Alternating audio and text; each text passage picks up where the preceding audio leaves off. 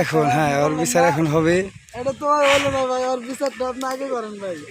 ঠিক আছে গাইস, বিচার হবে, এর বিচার না, হ্যাঁ এর বিচার হবে একটু পরে।